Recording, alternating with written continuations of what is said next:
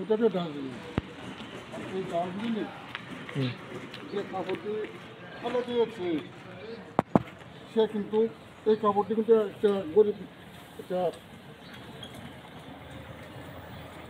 সন্তান দেখতে পারে। এই যে কাপড়টি তবে কিছু লোক নেন যেসব লোকের কাপড়টি কিন্তু একবারে দেখো এই কাপড়টি কিন্তু আপনার ভালো দিচ্ছে, তাই না? তবে হ্যাঁ, আল্লাহ তাআলা বলছে যে যদি কেউ যদি একটা অসহায় মানুষকে যদি বস্ত্র দান করে, সেই বস্ত্ররা যতদিন সে পরিধান করবে ততদিন আমি তাকে হেফাজত করবো। আর এই যে কাপড়টি ভালো দিচ্ছে ডাস্টবিনে, এটি কিন্তু সে কিন্তু আপনার এই বরকত থেকে বঞ্চিত হইল। আর আমি যে কাপড়টি তৈরি দেওয়া এই যে আমরা এখানে যে কাপড় এখানে দিতে পারবেন নিতে পারবেন, যে ব্যানারটা রাখছি এই ব্যানারে আমি না দিই যে এই কাপড়টি পরিধান করলে আমি কিন্তু এক গ্রামে সব পাইলাম।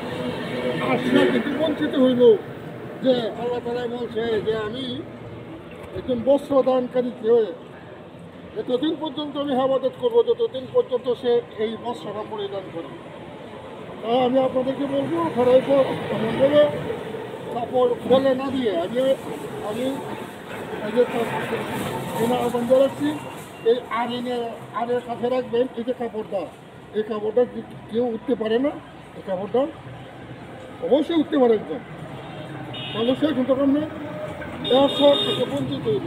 তাহলে আমি আমরা বলি আসলে সবাই এমনিভাবে আমরা মানুষ সবাই এগিয়ে আসি মানুষের জন্য। এই কাপড়টি কিন্তু যে কেউ উড়বেই এই কাপড়টি, তাহলে সে এই আল্লাহ তাআলার আদা ছিল এখান থেকে কি বঞ্চিত হইল কিনা। জরুরি সেবার জন্য কল করবেন আমার এই নাম্বারে। আমার মোবাইল নাম্বার 01721 35 এই নাম্বারে আপনারা যোগাযোগ করবেন, জরুরি সেবার জন্য কল করবেন। সকলকে ধন্যবাদ। আল্লাহ সকলকে ভালো রাখুক, সুস্থ রাখুক, শান্তিতে রাখুক। আজকে শুক্রবার সকালে একটি ভালো কাজ আমি করতে পারলাম। আসসালামু আলাইকুম।